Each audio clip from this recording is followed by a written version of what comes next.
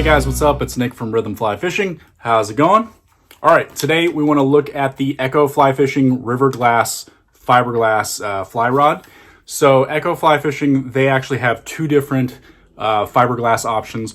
One is the River Glass, one is the Badass Glass Quick Shot. The main difference between the two is that the River Glass is meant for smaller water. It only comes in weights 2 through 5, but it's got various different options. The Badass Glass Quick Shot, that is in the heavier weights, like 6 through 10. It's actually meant more for like larger applications. It's a stiffer rod for like saltwater stuff like that. So with this guy, the first thing you need to know about, if you've never fished fiberglass before, is that it's night and day difference from most modern fly fishing rods.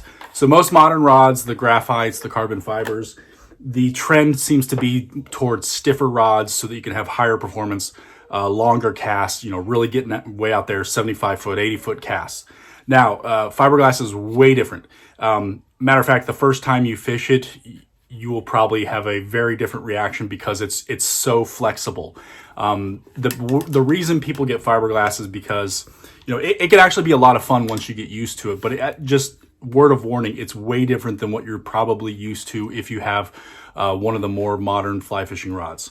But the Echo River Glass is a great option. I actually really like it and have a lot of fun with it. But again, it is a night and day difference. It's extremely flexible. Now, technically, it's a medium action rod. But however, I did another review of the Echo Lift here. The Echo Lift is more of kind of their entry level, affordable price rod, and it's medium action as well. But the difference between the River Glass and the Lift, even though they're both technically medium action, is night and day difference.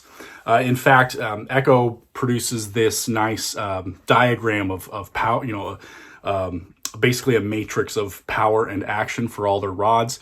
I'll throw a graphic up, but you can see that the River Glass is by far the lowest action as well as lowest power. It's just a different experience.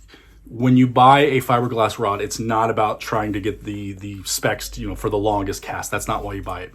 It is a very different experience where, it's extremely flexible. And with that, it's a trade-off, right? The more rigid the rod, the more distance you can get out of it. However, at the same time, your timing has to be right on to lock in. However, with a more flexible rod, you may not be able to get the same distance, but the cast is more forgiving if your timing is not spot on. It's also a lot of fun once you actually do hook a fish, just because there's so much play in that. It's going to help you land that, and you're not going to have to worry about breaking tippet. I really like these rods. I like the color options. I've got the Glacier Blue. They also have an amber color.